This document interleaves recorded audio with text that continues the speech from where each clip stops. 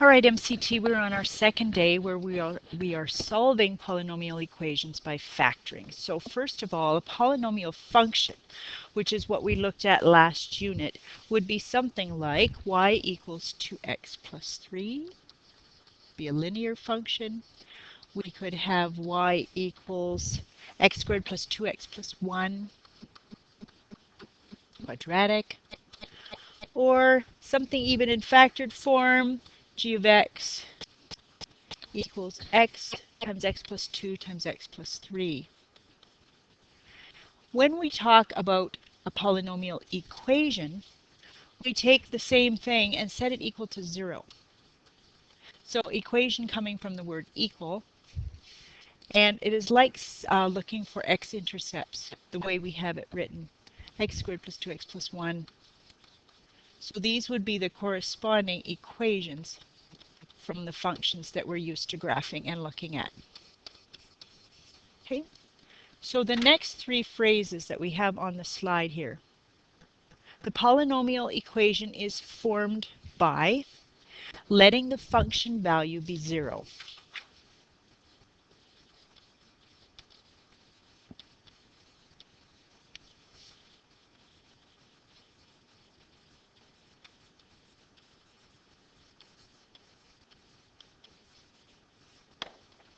The phrase find the x-intercepts of the corresponding polynomial function, or to find the value of x which gives a function value of 0.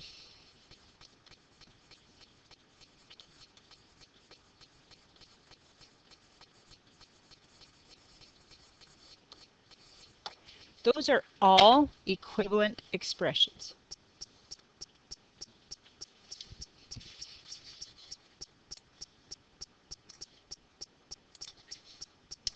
We've looked at polynomial functions in standard form and factored form.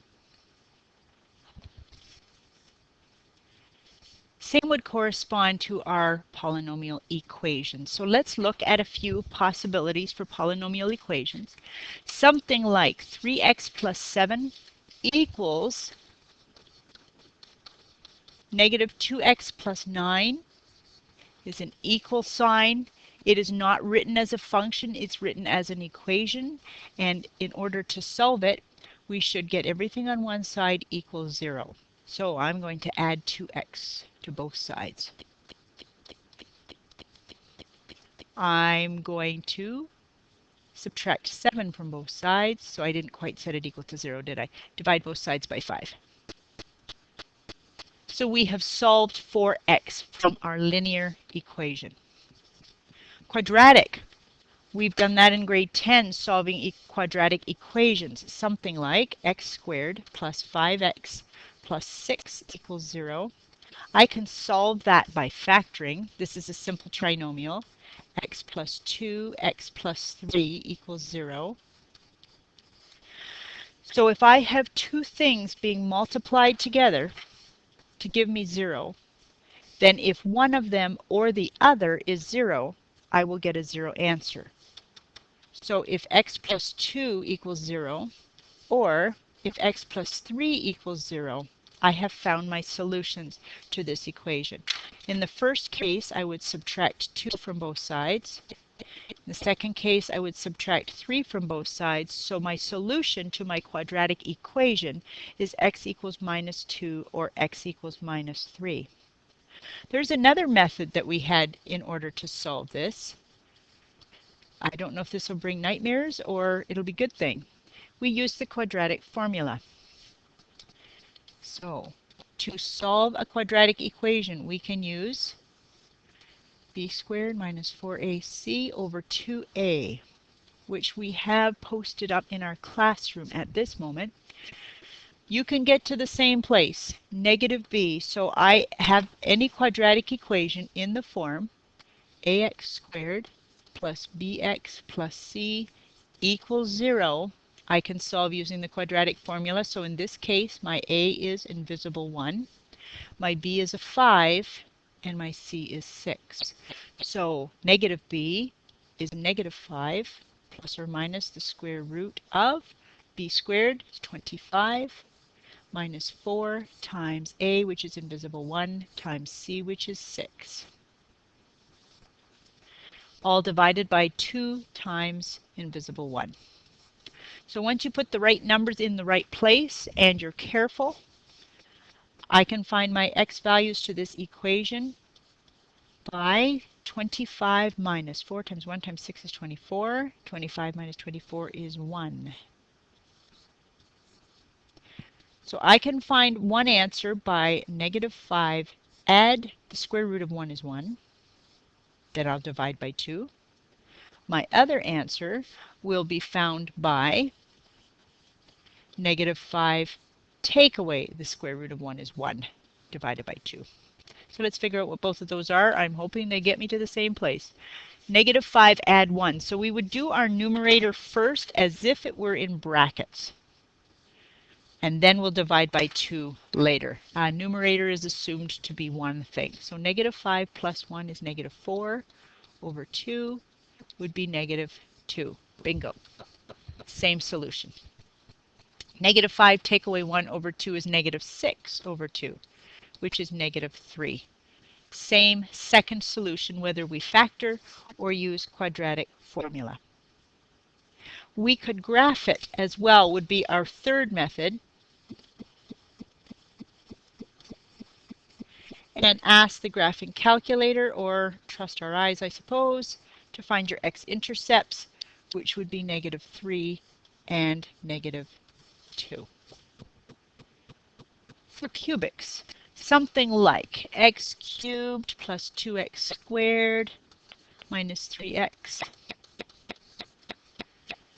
The easiest way to solve this thing is to factor it, or graph it, I suppose. But let's start with method number 1. I'm going to take out a greatest common factor of x.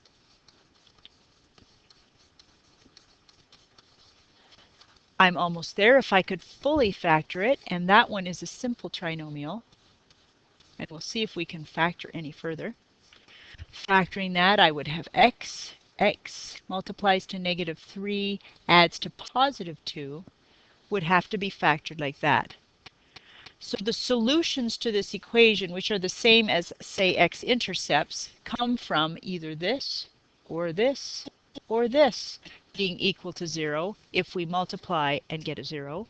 So therefore, x equals 0, or x plus 3 equals 0, or x minus 1 equals 0 are my three solutions. X equals 0. I'm going to subtract 3 from both sides, so x equals negative 3 is another solution. I'm going to add 1 to both sides, or x equals 1. My three solutions. That, and that. My second method would be to use a graphing calculator and graph it. Look for your x-intercepts, which will be 0, negative 3, and 1. I want to do one extra cubic, so this would be example 2 for cubic, just because they're, ugly. Let's solve this equation, x cubed plus 5x squared minus 3x equals 0. I would start by factoring a factor of x. X squared plus 5x minus 3 equals 0. And if I try and factor that bracket, x squared plus 5x minus 3, it looks like a simple trinomial, but it is not factorable. That just means your x-intercepts or solutions may not be pretty numbers. So we are going to make note of the fact that x is 0, or this whole thing, x squared plus 5x minus 3 is 0. I get my solutions from those two possibilities. This one's done. But this one I can find by using the quadratic formula. X equals negative 5 plus or minus the square root of 25 minus 4 times 1 times c over 2a. And I can find my other solutions to the problem, which are going to be ugly, by using the quadratic formula. So negative 5 plus or minus the square root of 25 plus 12 is 37. And 2. I am quite happy if you leave your answer exactly like that. That's your other two solutions. But if you wish to go a little further so you could have an idea on how you might graph that or give an answer to a real life problem, you have two possible decimal solutions. First one is -5 add root 37 divide by 2. We think of that as in brackets. And we would need a calculator for both of those. I typed into my calculator and I got two answers. The first one is -1.9 and the second one is approximately -5.5. So they're ugly.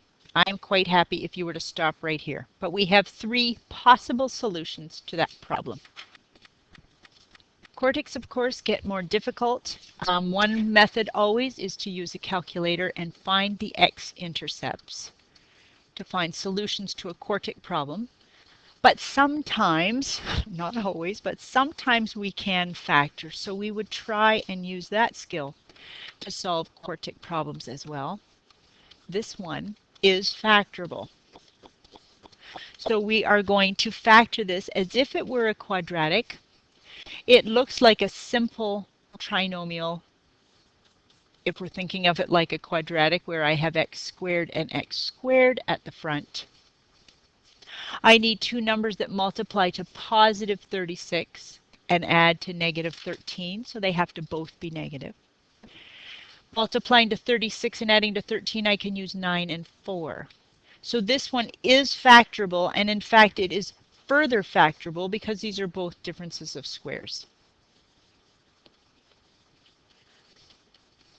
It is rare, but it would be a strategy to solve a quartic. So our solutions to this problem are therefore when the first is equal to 0, or the second, or the third, or the fourth. My four possible answers are x is 3, x is -3, x is -2, x is 2, which would be the value of the x-intercepts when it is a function. I will have handouts for you, 3.1.2, 3.1.3, to make sure that we've got the connections made with this stuff. Good questions out of your textbook are page 115, numbers 1 to 14. And I'm going to continue on this presentation with more factoring. If factoring has been an issue for you, you need to have a look at it. But continue from here as you see fit. So continuing with factoring, we were good at factoring and we would always look for a greatest common factor first. And then factor any further if we could. So here's a cubic and then a quartic where we found a greatest common factor first as well. And then we looked at the next three terms and we were factoring by grouping. So we need to have that checklist handy. Once we factored by grouping two at a time, our final answer would be the common factor, the leftovers, and don't forget to write the greatest common factor. When we are solving polynomial equations, we are doing the same thing. We are taking a function and we're going to set it equal to 0.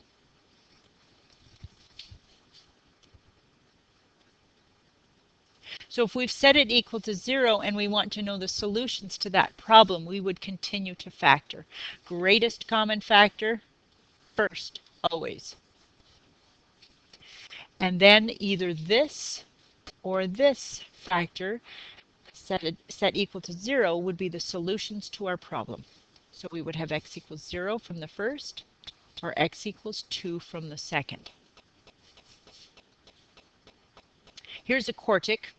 It's nasty, but we have a greatest common factor of x.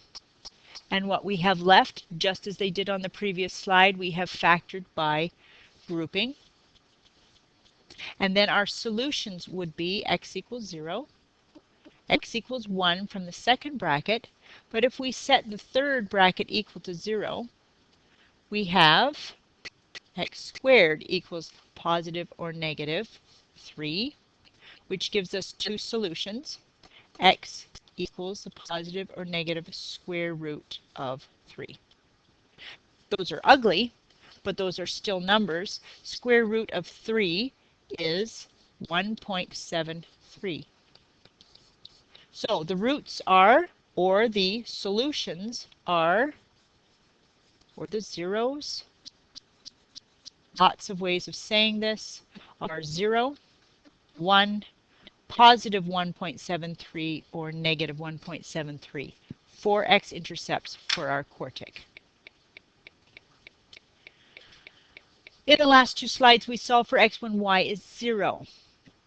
What are roots? We talked about this before as well. As a refresher, your roots are your x-intercepts. So we're going to type this function into our graphing calculator. Don't forget, for powers that aren't squares, we need the little power hat button. And we would type that into our graphing calculator. And we have a cubic. It is crossing the x-line at 2. One of our x-intercepts was 2. When we factored this, just to recall, there. That's what it was in factored form. Notice that we have an x-intercept at 2 from this bracket, order 1, which means the function will pass through. We have an x-intercept of 0 from this factor, and it is of order 2, which means it will have a bounce there and turn around. So our x-intercepts are the same as our roots. For that same problem that we factored before, we have x-intercepts of 0, 1, and positive and negative 1.73. This is what our graph would look like, and because they were all of order 1, our graph will pass through each one of those x-intercepts.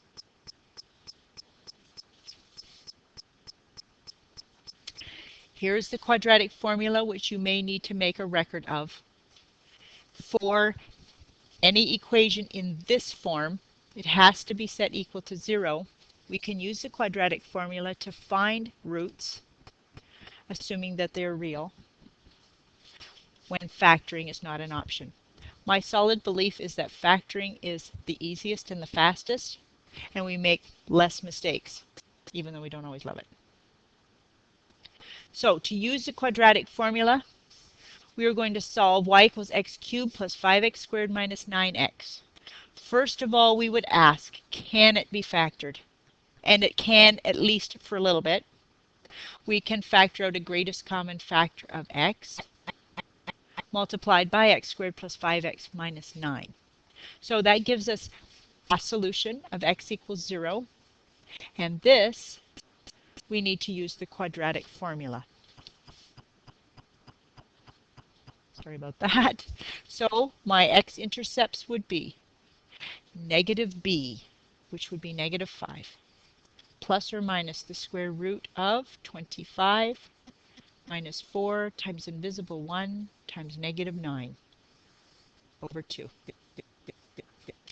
which is negative 5 plus or minus the square root of 25 and a negative is a positive, 25 and 36, 61 divided by 2. I would type that into a calculator, and I might even put brackets to make sure the calculator does it in the right order.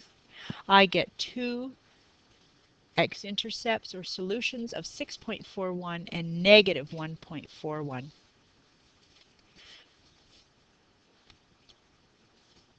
There's a reminder again of the homework that we're working on. Happy factoring.